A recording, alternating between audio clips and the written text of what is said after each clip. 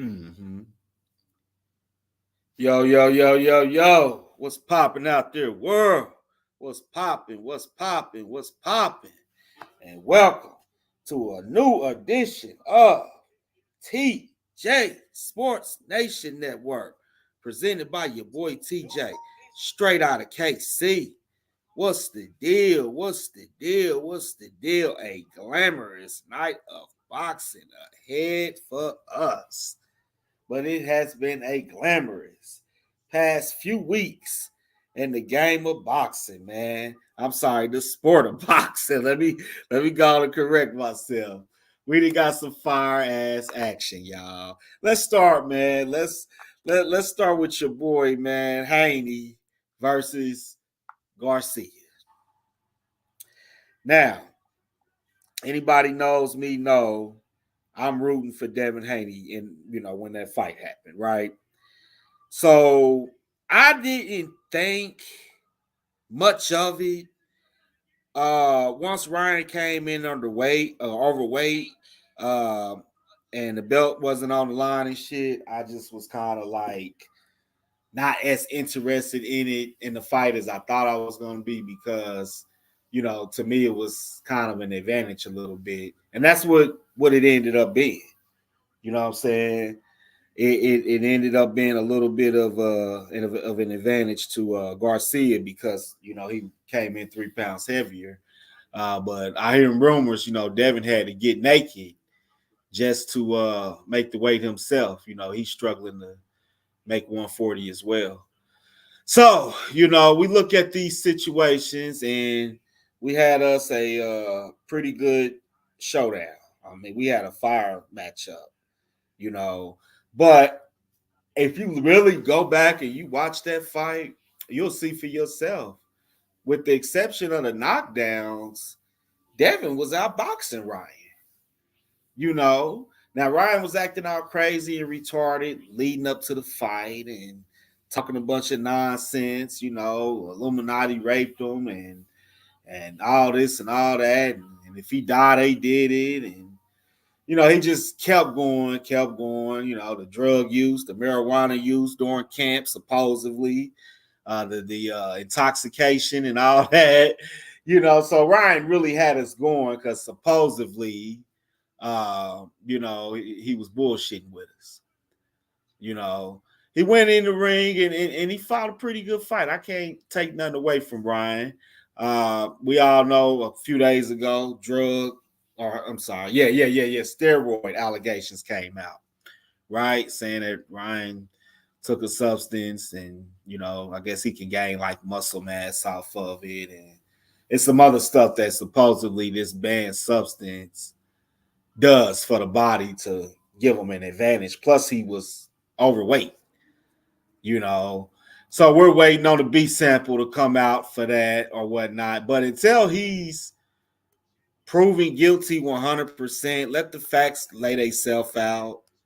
Let the facts lay themselves out. That's going to be the best way to go about that because that's one of those things right there where, you don't want to find somebody guilty until they proven guilty, because hey, we all know how that steroid game go and Victor Conte and all that shit, man. So y'all just gotta keep cool with it. Keep cool with it and let the fact. And I'm a Devin Haney fan, and I'm telling y'all this. Let the facts lay itself out. But anyways, man, Devin had trouble that night. I feel like Bill should have threw the towel in because Devin ended up leaving the fight with a broken jaw. You know what I'm saying? So I feel like Bill should have stopped the fight. At one point during the fight, Ryan begged Bill to stop the fight. I want to say it was like in the 7th round or something like that. He was just completely dismantling Devin with those knockdowns that he was getting. But like I said, if you really pay attention to the fight, man, Dev was actually putting up a hell of a fight with the exception of the knockdowns. He showed a true warrior. And if Ryan is proven to be a cheater, he should never be allowed to box in the sport of boxing as ever again. Take your ass to WWE or UFC with that shit. Period. Don't ruin our sport with that shit. Period. And I ain't the only one that feel that way. But like I said, he's innocent until proven guilty. Till I see proof with that B sample that he failed his drug test, he's innocent until proven guilty, man. Period. That's just how it go. So, but yeah, I mean, it was a pretty good fight. I guess it was worth the pay-per-view money, but hey, things happen, man, and it don't seem like neither one of these guys is real interested in running it back with each other. They seem kind of like not interested in doing that. So I guess we'll see how it goes, man. Another fight that I want to get into, man, and I'm very sad and upset about this shit. Artur Beterbiev and Dmitry Bivol was supposed to go down on June the 1st, right? Man, once again, Beterbiev is hurt. I don't understand this, man. I don't understand. And I think this is like the third fight that he was in camp for. And all of a sudden he gets hurt. Like this was, to me, I already knew for a fact this was going to be a fight of the year candidate. That fight was going to be fireworks. Fireworks. Now, supposedly he tore a meniscus in his knee. Man, that take a long time to heal. Then he got to get back in camp. So my boy Bivol going to have to move on to somebody else. We may never get that fight. We may never get it. I just have to give Beterbiev his credit. If he's hurt, he's hurt. I can't prove he's not. So I just have to give Beterbiev his credit. But boxing is getting really, really, really, really good. And that fight was supposed to have been part of the 5-on-5 type of thing that Frank Warren and Eddie Hearn got going on. And I'm very, very entertained by that. I really am. There's a lot of big fights coming up. It's a lot of big fights coming up, man. So we got a lot to look forward to. You know what I mean? But yeah, man. Let's dive into this Earl Spence situation, man, with Derrick James, man, and supposedly they suing each other. Earl countersued Derrick James, saying he paid him his money and all this and all that. And Derrick James said, man, I didn't get the percent of the purse that I was supposed to get. You know what I'm saying? And supposedly it was some fights he never even got paid off of. If what I'm hearing is true and Earl did this, man, that's messed up, man. Real shit, because Derrick James is a hell of a trainer, man. He deserved to be compensated at the end of the day. They said Earl was cheap, man, but I didn't want to believe it, man. But some real channels that really are sources in the boxing game, they said Earl was cheap, man, but I didn't want to believe it, man. I really didn't, man. But I guess they got court coming up soon, and it's crazy because Frank Martin is getting ready to fight Tank Davis. We're gonna get to that fight here in a minute. And that's Earl's boy, but Derrick James is training. So sound like these two cats gonna be under the same roof. I hope they don't end up throwing hands. For real. Well, let's get into this Tank Davis, Frank Martin fight. I love this matchup. Now they sparred back in the day. Many, many rumors coming around saying that Frank Martin might have had Tank hurt in that doghouse sparring session. I don't know if it's true or not, but that's what they saying. I give Frank Martin a very good chance to win this fight, yo. I give him a very good chance to win this fight. Now, he struggled a little bit against his last opponent. It was some Russian cat. He kind of made it real difficult for him. But I think Frank had broke his orbital bone or something like that. But I give him a puncher's chance. Even though I favor Tank in the fight, I give Frank a puncher's chance. You know, but it's like, man, anybody could lose any given Saturday night in the sport of boxing, bro. You could lose at any time. When I watched Errol Spence get demolished like he did against Crawford, I didn't think I would ever see that happen. Or Deontay Wilder go down to Tyson Fury, and then Joe Parker got my dude. I didn't think that was ever going to happen. You know what I'm saying? The way Dev got annihilated, if indeed it was a clean fight by Ryan Garcia, which it'll never really be a clean fight because the fight was supposed to be at 140, right? And he came in at 143 at the end of the day. So if I'm hearing all kind of shit. Let me jump back to that real quick. I'm hearing all kind of shit. Ryan Garcia took this muscle enhancer shit.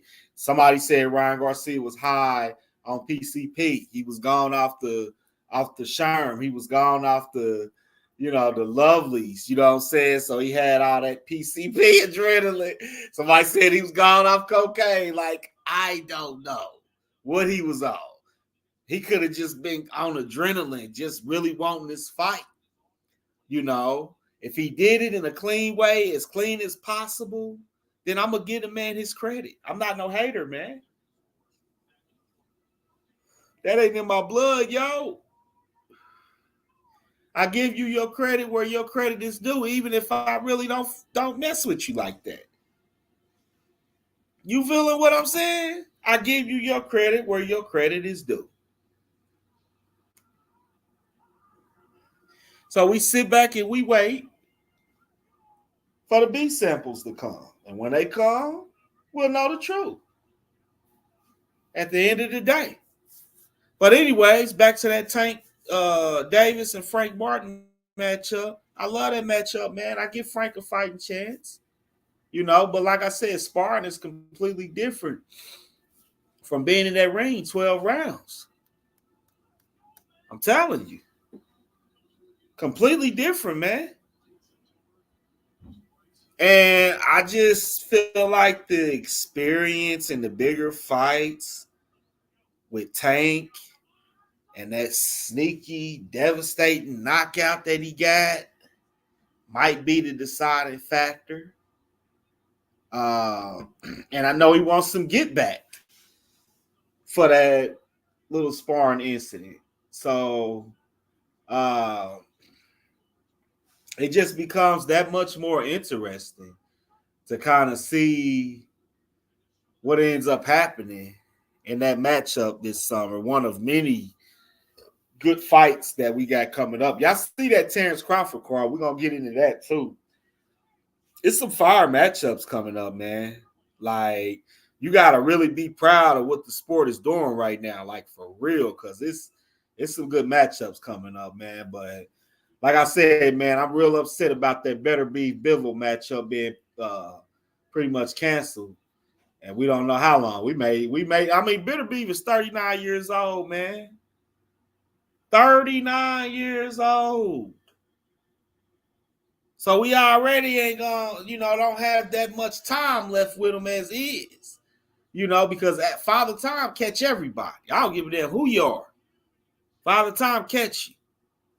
And now you coming off a torn meniscus at 40 years old, trying to get in the ring against a young bull, kind of a young bull. Bivol's about 33, 34, somewhere in there. We're about the same age. You going into a matchup against Bivol, who completely annihilated Canelo.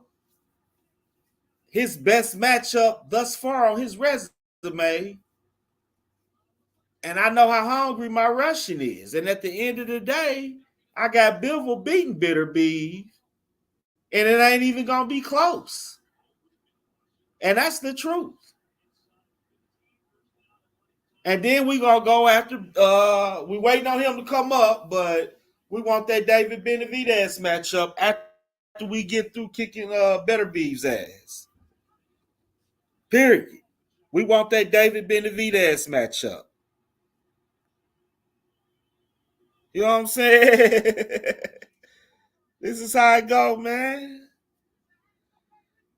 I'm telling you. Good fights coming up. Really, really, really, really, really good fights coming up. So you got to be thankful for the direction that the sport is going. Now, I just found out last night about the Jarrell Miller versus um, Andy Ruiz matchup that's going to happen. I'm excited about that one. I really am. I think that's a pretty good matchup. Um, Jarrell Miller claims that he just didn't have the time that he needed to prepare for Daniel Dubois, who absolutely kicked his ass in December at Day of Reckoning, right? So we're gonna see. We're gonna see if what he's saying is true, because Andy Ruiz is a lot more dangerous than Daniel Dubois could ever be. A lot more dangerous.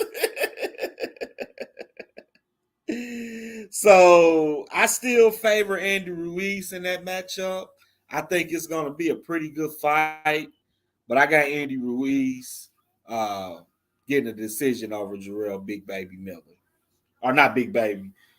Well, he calls himself Big Baby, but we know who the real Big Baby is. Let's jump into another matchup that I look forward to seeing, man. Deontay Wilder, man, and your boy Khan. Hold on, y'all. Give me just a second. I got to take this call real quick.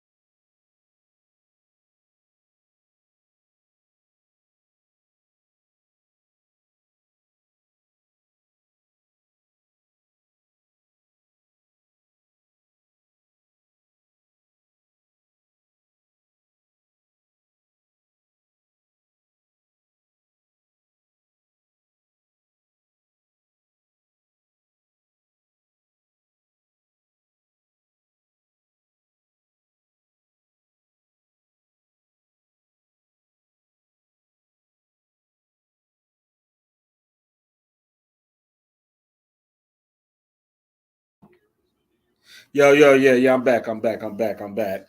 But yeah, we got some big matchups coming up, man. Deontay Wilder versus my boy Kong. Oh man, woo! I like this matchup because this might be Deontay. I'm sorry, not Kong. Zhang. Zhang. My bad. My bad. My bad. That was me. Zilly Zhang. And Zilly Zhang's coming out for loss to Joe Parker. But anyways, I like this matchup because at this point, both of these cats are about 40 years old. I definitely know Zhang is. Wilder's about there himself. It's do or die for both of them. That's why this fight is so dangerous. That's why this fight right here between these two is so dangerous. It's do or die for both of them. It's do or die for both of them. I'm kind of torn because I do love Deontay Wilder, but he been disappointing me lately. But I'm gonna go ahead and I'm gonna take Deontay Wilder by knockout. And if the rumors is true, we get another big matchup featuring Deontay Wilder versus Jared Big Baby Anderson, a big time fighter on ESPN.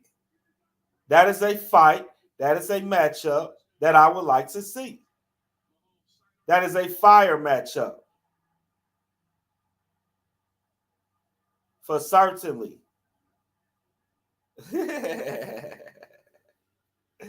Yes, sir. We got some action coming up, y'all. So be grateful, be thankful. But I just wanted to jump on real quick. I'm going to come on tomorrow, and we're going to talk about the Canelo fight tonight against Jaime Maguna. And we're going to talk about that Terrence Crawford card that's coming up. Much love, y'all. Be safe.